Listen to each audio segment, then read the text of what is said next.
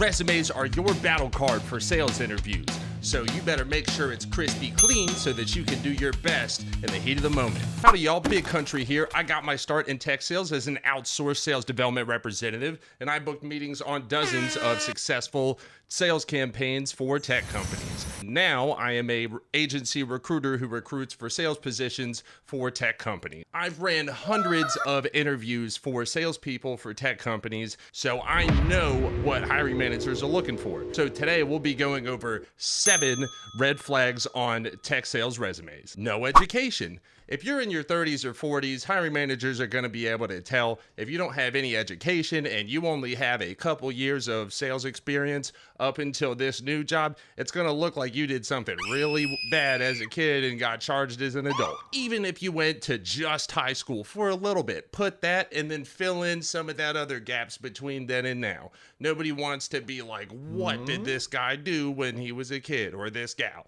Number 2, more than 2 COVID layoffs. Fool me once, shame on you. Fool me twice, shame on me. And I get it, if you have an angry comment, go ahead and leave it below. Here's the deal, guys. Strong salespeople normally don't get laid off. And if you've been working at startups, it tends to be more excusable.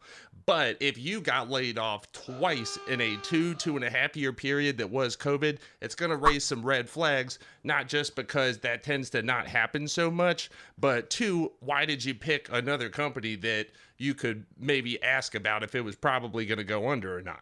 Number 3, less than 1 year fully ramped at a particular job. For SDRs, this tends to be right over the year mark, and then for account executives or for senior level positions, this tend to look more like 1.5 years, maybe 2 years for certain enterprise gigs. Reason for this is if you're interviewing for a position that's arguably going to have a more difficult quota and you are not able to convince somebody that you were able to hit your last one for 1 full year, it doesn't show consistency and it doesn't exude confidence in the hiring manager. 4, no numbers. If you don't have numbers, the folks are going to assume that you don't have any good ones. Everybody has something that they're proud of if they stayed in sales for a couple of years. Awards or special recognition based on numbers of sales. That's great. Number 2, team ranking. What time frame were you the number 1 or the number 3, the top 10% of the company or your team? 4, quota attainment. How much quota did you hit? How much did you beat it by? How much did you beat it by in comparison to the rest of the team? Put all that. 5, this ties into number 4.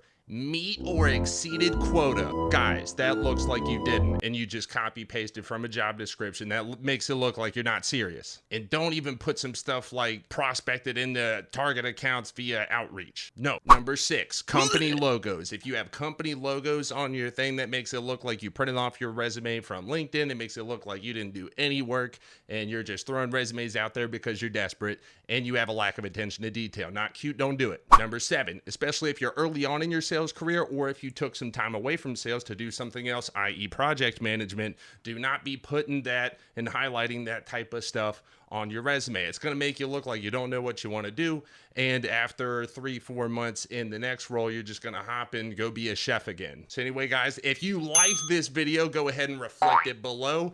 Give me them comments, subscribe, bang the notification bell, and I'll see you next time.